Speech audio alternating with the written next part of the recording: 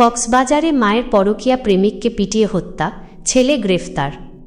কক্সবাজার সদর উপজেলার ঝিলংজায় এনজিওর কিস্তির টাকা নিয়ে বিরোধের জেরে মায়ের পরকীয়া প্রেমিককে পিটিয়ে হত্যার অভিযোগে রবিউল হোসাইন রবি ২৬ নামে এক যুবককে গ্রেফতার করেছে পুলিশ। শুক্রবার ১০ এপ্রিল দুপুরে ঝিলংজা ইউনিয়নের দক্ষিণ মুহুরীপাড়া পাতাবুনিয়া এলাকা থেকে তাকে গ্রেফতার করা হয়। অভিযুক্ত রবিউল ওই এলাকার আনোয়ার হোসেনের ছেলে। অন্যদিকে নিহত মোহাম্মদ আজিম কক্সবাজার শহরের বৈদ্যঘুনা এলাকার মৃত আব্দুর রহমানের ছেলে। পুলিশ ও স্থানীয় সূত্রে জানা যায়, রবিউলের মা রেহেনা বেগম প্রায় ১ দশক আগে তার প্রথম স্বামীকে ত্যাগ করে বাপের বাড়ি মুহুরীপাড়ায় চলে আসেন। সেখানে থাকা অবস্থায় মোহাম্মদ আজিমের সঙ্গে তার পরকীয়া সম্পর্ক গড়ে ওঠে। তারা সামাজিকভাবে বিবাহবন্ধনে আবদ্ধ না হলেও স্বামী স্ত্রীর মতো বসবাস করে আসছিলেন। রবিউল হোসাইনও বিষয়টি মেনে নিয়েছিলেন এবং আজিমকে বাবার মতোই শ্রদ্ধা করতেন। মামলার তদন্তকারী কর্মকর্তা ও সদর থানার উপপরিদর্শক এসআই নূর মোহাম্মদ জানান, গত ২রা এপ্রিল দুপুরে আজিমের বসতঘরের সামনে এনজিও থেকে নেওয়া কিস্তির টাকা নিয়ে রবিউলের সঙ্গে আজিমের বাকবিতণ্ডা হয়।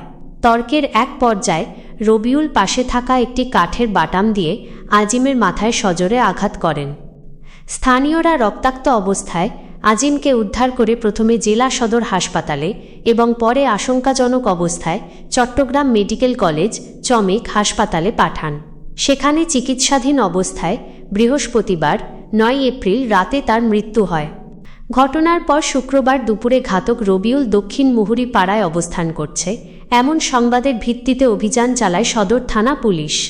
অভিযানে রবিউলকে গ্রেফতারের পাশাপাশি হত্যাকাণ্ডে ব্যবহৃত কাঠের বাটামটিও জব্দ করা হয়।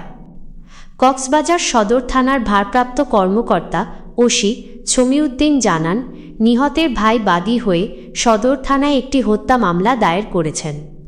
গ্রেফতারকৃত আসামির বিরুদ্ধে আইনগত ব্যবস্থা গ্রহণ করে আদালতে সোপর্দ করা হয়েছে।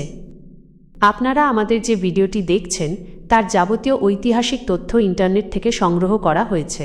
তথ্যের বিশাল এই ভাণ্ডারে কোনো প্রকার অনিচ্ছাকৃত ভুল ত্রুটি পরিলক্ষিত হলে আমরা তা ক্ষমাসুন্দর দৃষ্টিতে দেখার অনুরোধ জানাচ্ছি।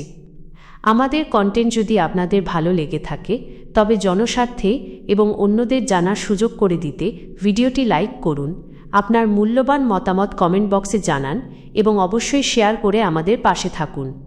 পরবর্তী আপডেট পেতে আমাদের সাথেই থাকুন। ধন্যবাদ।